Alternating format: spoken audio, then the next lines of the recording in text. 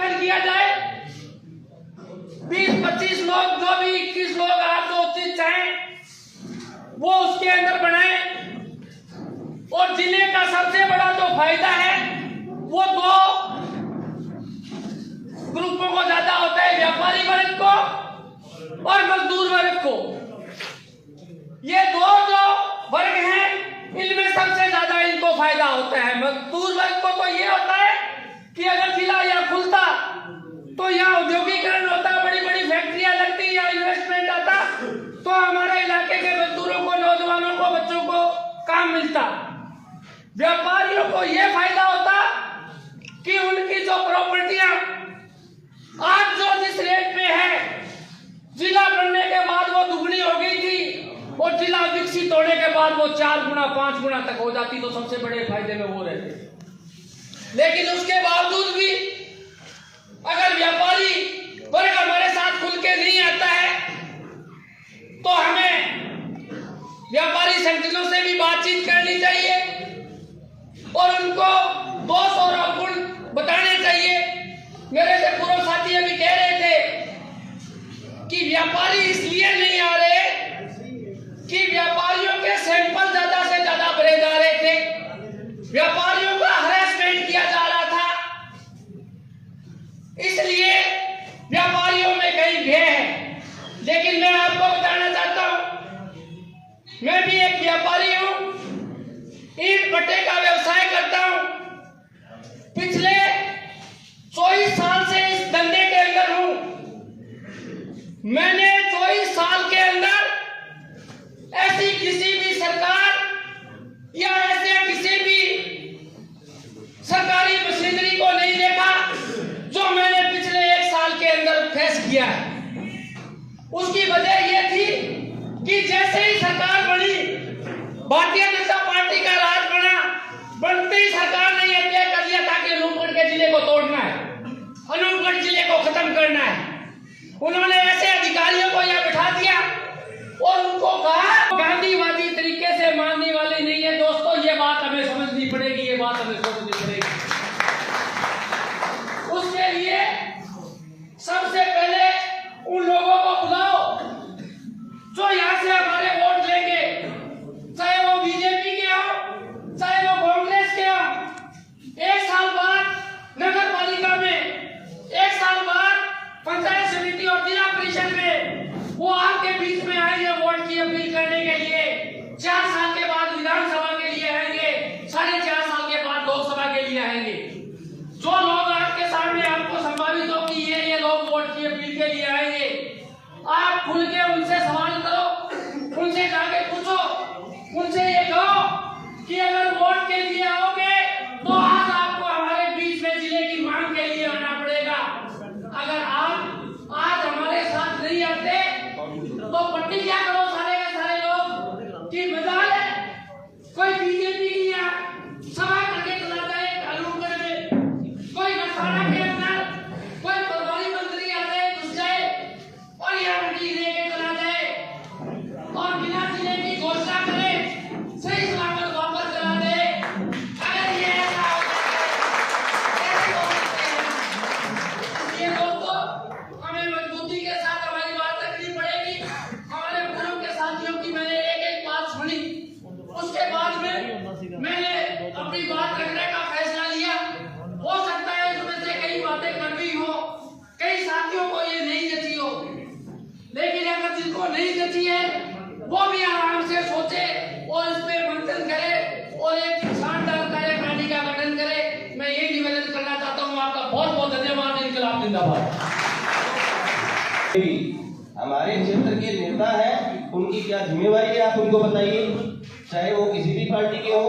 हमारे क्षेत्र के जो पदाधिकारी हैं उनकी क्या जिम्मेवारी है आप बताइए। लेकिन सत्य प्रकाश जी ने अच्छा कहा, उन्होंने किसी भी व्यक्तिगत छींटाकशी नहीं की। मेरा सिर्फ इतना ही निवेदन है, बाकी जो पार्टी दोषी है जिला तोड़ने के लिए उसे हम कोसेंगे और जिसने जिला दिया था उसको धन्यवाद देंगे, नहीं देंगे तो फिर हम जाएंगे किसानों में। ये आपकी बात बिल्कुल सही है। मैं आगे वक्ताओं से भी निवेदन करूंगा इस बात का ध्यान रखें और समय का भी थोड़ा ध्यान रखें। मौसम आज खराब था, मीटिंग लेट शुरू हुई थी और जिला ब्राह्मण संघर्ष समिति के ये छोटे से आह्वान पर अच्छी संख्या में सब लोग गरसाना, रावला, रायशंकर सबसे आए हैं और इस मौसम में भी आए हैं। उनको वापस भी जाना है, इसलिए अपने को मीटिंग भी जल्दी खत्म करनी होगी, डिसीजन भी जल्दी लेना होगा। इसलिए सभी लोग का ध्यान रखें कि थोड़ा समय का ध्यान रखें। मैं आगे निवेदन करूंगा सुनील गोदारा जी से कि वो अपना संबोधन दें। आजो भी आगे किया। नई सरकार आई, आने के बाद में जिले को तोड़ने का काम किया। लगातार 15 दिन से अलग अलग स्तर पर लोग अपना विरोध दर्ज करा रहे हैं, बाजार बंद करवा रहे हैं, सड़कें जाम हो रही है। लेकिन जो लोकल लीडरशिप है भाजपा की, उस लीडरों का चुप रहना, जनता के बीच में नहीं आना इस इलाके के लिए चिंता का विषय है। अगर कोई नेता हो और वो कहे कि मैं भीड़ से बच पे घर पे रह जाऊं, ऐसा नहीं है। अगर जनता हौसला करे और उसके खिलाफ अगर इकट्ठी हो तो नेता से घर नहीं। व्यापारी लामबंद होके सामने आई और ना नेताओं ने बोलने का काम किया। चेयरमैन के भट्टे पर छापा पड़ा, इस आदमी ने हिम्मत करके ये हम लोगों से बात की भी। इस तरह से तहसीलदार है वो लगातार गरसाना की परेशान कर रही है। ये कार्रवाई आते आते हुई, यहाँ पे भी कुछ ट्रैक्टरों को सीज किया गया। जब एडीएम पिछला एडीएम था उसके कार्यकाल के अंदर 2 किसानों के ट्रैक्टर सीज कर दिए। लेकिन हमने 7 दिन लगातार कलेक्ट्रेट के आगे धरना लगाकर उसका चालान भराने का काम प्रशासन ने किया था। पर गड़बड़ कहाँ होगी कि भरने वाला कोई और नहीं था, भरने वाले भट्टे वाले व्यापारी थे। उनकी ट्रैक्टर चलाना, उसके दौरान कोई किसान का चलान हो गया। तो कहीं ना कहीं राजनीतिक कमजोरी समझ में आई और राजनीतिक कमजोरी के कारण ये लगातार छापे मारने की कार्रवाई हुई। और सरकार चाहती भी थी कि अगर इस तरह की कार्रवाई करेंगे तो ये लोग परेशान होके जिला जाने के बाद में ये ज्यादा लंबा चौड़ा विरोध प्रदर्शन नहीं करेगी। सरकार जब भी कोई काम करती है तो काम करने के बाद करने का तरीका पहले से तैयारी करके करती है। अगर अपने इस आंदोलन में अगर मुखर नहीं होंगे, मैं आपको ये बताता हूँ कि आने वाले टाइम में यही लोग जो अपने इलाके में जो नेता है अलग अलग पार्टियों, वो दूसरी जगह ज्ञापन दिलाने का काम करेंगे कि हमारे भी जिला बना दो। तो ये होती है सारे आंदोलन को तोड़ने का काम। अगर लोकल देखो भाजपा के नेता अगर सोचे भी वो इस आंदोलन में आए और अगर सरकार से बातचीत कराने का माध्यम तो वही है, और अगर वो टाइम ले सरकार बातचीत करे, जिला अगर बहाल करने की बात करे, तो मैं इस मन से ये कहना चाहता हूं कि हमें कोई दिक्कत नहीं है उनके पीछे लगने के अंदर। देखो राज पक्ष और विपक्ष हमेशा 2 रहते हैं। विरोध की जब सरकार कोई नीति लाती है वो जनता के विरोध में रहती है तो जनता सड़कों पर आती है। लेकिन जो राज के लोग होते हैं वो लोग जनता की बात को लेकर प्रदेश की सरकार से बात करते हैं और जनता को लामबंद करके साथ जाके उस समस्या का समाधान कराती है। लेकिन भाजपा तो पूरी की पूरी, जहां तक मैं जानता हूँ, पूरी की पूरी भाजपा 1-2 बयान को सोशल मीडिया में दिए, उसके बाद में वो एक फॉर्मेलिटी थी। तो मैं उन लोगों से निवेदन करूंगा कि वो लोग जनता के बीच में आए। राजस्थान कनाड़ के, गंगनहर के, ये बहुत सी मूवमेंट है जो गंगानगर जिले के अंदर है। आपका धर्म माध्यम है, सिहार साहब ने पहले अपना संबोधन दिया। हम सब समझते हैं कि इस क्षेत्र के प्रत्येक नागरिक का दर्द है और आपने अपने तरीके से इस दर्द का बयान किया। सुनील जी, आपने बहुत ही सुलझे हुए शब्दों में और इस जिले की जो बात थी उसे बहुत अच्छे ढंग से आपने रखा। धन्यवाद।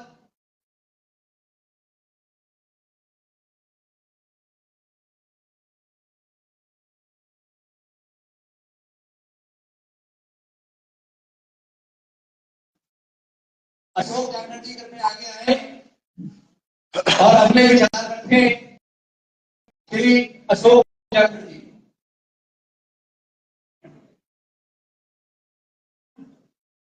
पंचायत समिति प्रधान के प्रतिनिधि श्री अशोक जी। आज व्यापार मंडल अनूपगढ़ में हमारे इस अनूपगढ़ जिले को यथावत रखने के लिए जो मीटिंग रखी गई है उसमें हमारे जिला बचाव संघर्ष समिति के अध्यक्ष श्रीमान सुरेश बिश्नोई जी, हमारे इस अनूपगढ़ विधानसभा से विधायक बहन शिमला नायक जी और तमाम जनप्रतिनिधिगण पधारे हैं। सबसे पहले तो मैं उनका आभार व्यक्त करूंगा। हमारे मध्य पूर्व विधायक संतोष बावी जी पधारे हैं, उनका भी मैं हार्दिक स्वागत अभिनंदन करूंगा। ज्यादा समय न लेते हुए मेरा आपसे यही निवेदन है कि राजस्थान की पूर्ववर्ती कांग्रेस पार्टी की सरकार ने हमारे इस अनूपगढ़ जिले के पिछले 12 साल के संघर्ष को देखते हुए इस अनूपगढ़ को जिला बनाकर जो एक बहुत बड़ी सौगात दी थी, उस सौगात को इस भारतीय जनता पार्टी की सरकार ने इस जिले को समाप्त करके उस सौगात को खत्म करने का जो कार्य किया है, उसके लिए मेरा आप सभी से यही निवेदन है कि हमारे बच्चों के भविष्य को देखते हुए इस पार्टीबाजी से ऊपर उठकर हम सभी को एक होकर ये लड़ाई लड़नी पड़ेगी। जैसा कि भाई सुनील जी गोदारा ने बताया कि पीछे कांग्रेस पार्टी की सरकार थी और घरसाना उपखंड कार्यालय के आगे संघर्ष समिति के द्वारा सिंचाई पानी के लिए एक बहुत बड़ा धरना चल रहा था, के प्रशासन पर दबाव था और जो स्थानीय नेता थे उन्होंने जयपुर जाकर सरकार पर दबाव बनाने का कार्य किया था और हमारे इस क्षेत्र को सिंचाई पानी मिला था। तो मेरा आप सभी से निवेदन है कि जो हमारे यहाँ स्थानीय नेता है वो जयपुर जाकर सरकार पर दबाव बनाने का कार्य करें। इसके लिए जो भी आदेश ये लेंगे, हमें चाहे जयपुर जाना पड़े तो हम सभी उसके लिए तैयार रहेंगे और इस जिले को बचाने के लिए संघर्ष समिति जो भी आदेश हमें देगी उस आदेश पर हम खड़ा रहेंगे। और मेरा पुनः आपसे यही निवेदन कि पार्टीबाजी से ऊपर उठकर हम सभी को एक होकर यह संघर्ष लड़ना पड़ेगा। आपने बोलने का मौका दिया, इसके लिए मैं आपका बहुत बहुत आभार व्यक्त करता हूँ। बहुत बहुत धन्यवाद अशोक चक्र जी। मैं अनूपगढ़ के वक्ताओं से कहना चाहता हूँ कि हम कोशिश करेंगे कि जो बाहर से वक्ता बधारे हैं हम उन्हें पहले समय दें और वक्ताओं से अनुरोध भी करूंगा कि समय की सीमा को ध्यान में रखते हुए संक्षिप्त में अपनी सारी बात करें। श्री प्रेम नागपाल जी विजय नगर में पधारे, श्री प्रेम नागपाल जी कृपया आए। श्री प्रेम जी नागपाल पूर्व अध्यक्ष व्यापार मंडल श्री विजयनगर। आज जिला बचाओ संघर्ष समिति के बैनर तले पधारे सभी नेतागण, व्यापारी साथियों, मजदूर साथियों और मेरे सबसे प्रिय है हमारे बार संघ के साथी और आदरणीय सुरेश बिश्नोई साहब और सभी नेतागण। समय की पाबंदी है और मल्टी में न पढ़ते हुए सीधा मैं अपनी बात पर आता हूँ कि जिला कैसे बना कैसे टूटा, इस पर बहुत बातें होंगी। अब अपने बात करना चाहते हैं कि ये जिला अपने बचाएं कैसे।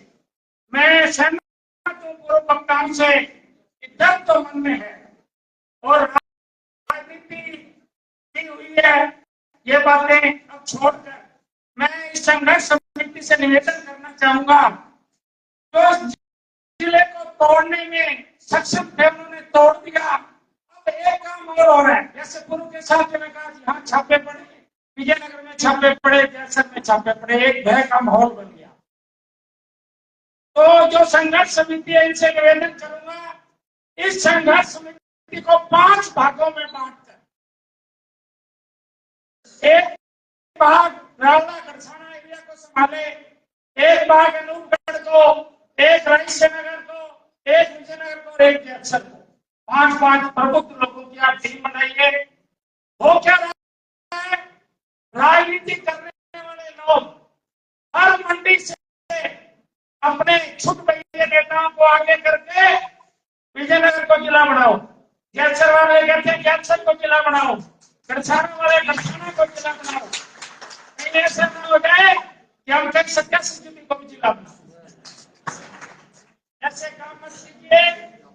जिले के लायक अनूपगढ़ है, था और रहेगा। हर परिस्थिति में अनूपगढ़ मंडी जो अपनी एरिया बना था उसके हिसाब से उपयुक्त जिला बनने के लिए सबने इसमें सहयोग दिया, चाहे कांग्रेस वाले हों, बीजेपी वाले हों, कांग्रेस, सभी धन्यवाद के पात्र हैं।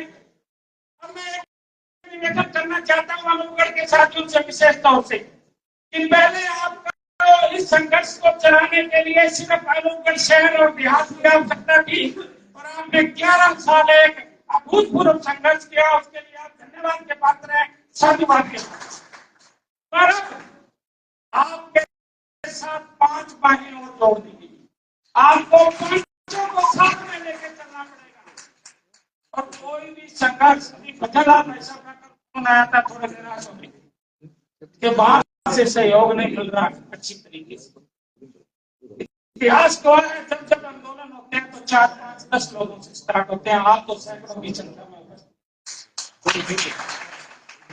आपसे निवेदन है टीमें बनाकर आप आइए, मंडियों से आपको सहयोग मिलेगा, लोग सहयोग देने के लिए तैयार बैठे हैं। हालांकि मैं उनका राजनीतिक विरोधी हूँ, भाई शोभत जी मेघवाल बीमार है, तो हम सबको उनके लिए भी दुआ करनी चाहिए, भगवान उनकी उम्र लंबी करे और हमारे इस संघर्ष के वो साथी बने आकर। इन्हीं शब्दों के साथ जय हिंद, जय भारत, भारत माता की जय, धन्यवाद।